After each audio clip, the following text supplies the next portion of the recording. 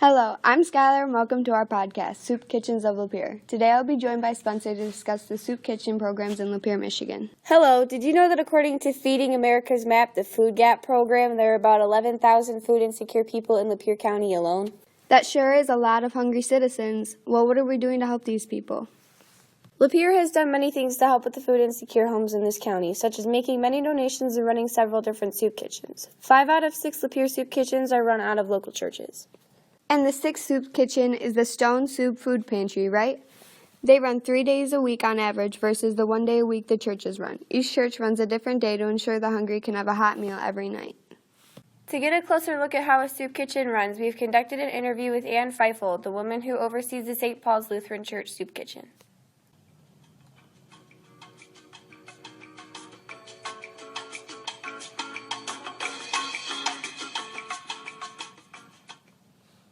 Hello. Hi. Hi, I'm Mrs. Feifel. What motivated you to start the soup kitchen? The unemployment rate was quite high here in Lapeer, and we were looking for some way of helping our families here in the Lapeer area. And that is, I say, that's how it started.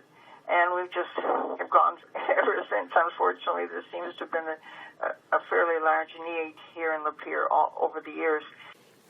Is Soup Kitchen the only program that St. Paul's runs?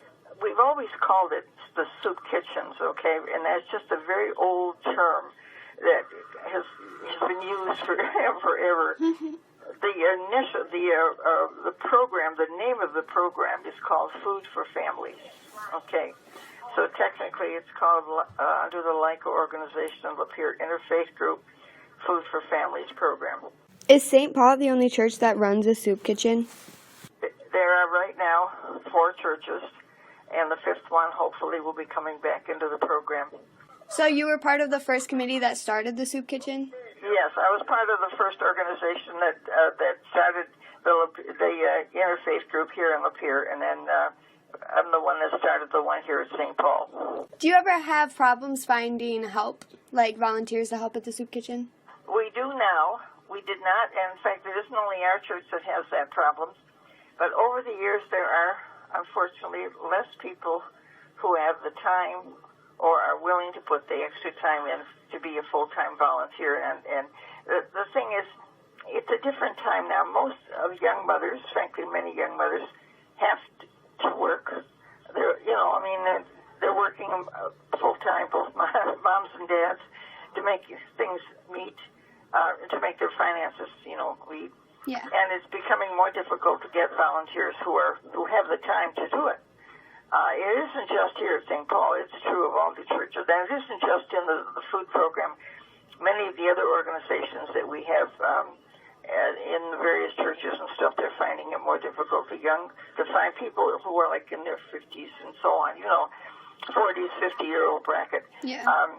Most families, frankly, their first responsibility is to their families, and that's where they should be until they get to the point where the kids can be kind of on their own and then have more time to do outside things. But it is the way things are run now. I mean, the way the economy is what it is.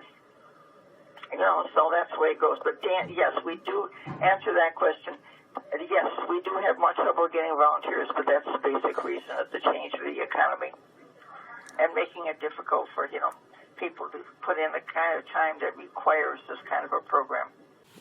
How much does it cost to eat at the soup kitchen? There is no charge, as far as anybody coming here. In fact, up until a couple of years ago, we never asked for any ID at all, for families to come in. We figured if they walked in the door, they needed help. Once you get involved with buying food that is coming from the government has certain requirements. It includes one particular ridiculous form that we have to have people sign if they want boxes of food. That is not true of the soup kitchens, by the way. We've never asked any ID of anybody in the soup kitchens. Anybody is welcome to come as long as they, are under control. I mean, we do not have to put up any nonsense from people. And over the 25 years we've done this, I think we've only had to ask for help once or twice. According to the online Feeding America forum, about 13% of Lapeer's population are food insecure. How many people do you believe that you serve every Friday? My husband and I do supply them with meat and the things that they use to make their meal. But I think they're running about 40 to 50. Thank you so much. I hope that I've given you information that you need, and we appreciate any help that we can get we are purely a volunteer organization. None of us are paid for any of this. None of us have asked, for example, money back to cover the cost of, like, gasoline. In our case, we do a lot of driving. That's our commitment to the program. So it is all volunteer. Any money that comes in goes directly back into the program to buy food for families. So that's what we do. But you've got nothing better to do on Monday through Friday. Let me know. We'll put you to work. All right. Thank you, hon. Thank you. Bye-bye. Bye.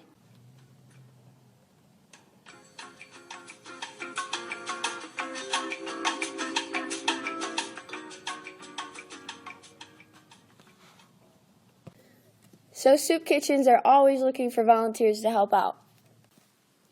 Absolutely. They're always welcoming to anyone who wants to lend a hand. Whether it be volunteering your time to help out or donating to the cause, every step counts. Well, thank you for tuning in today for Soup Kitchens of Lapeer. This is Spencer. And this is Skylar. We hope you decide to help out too.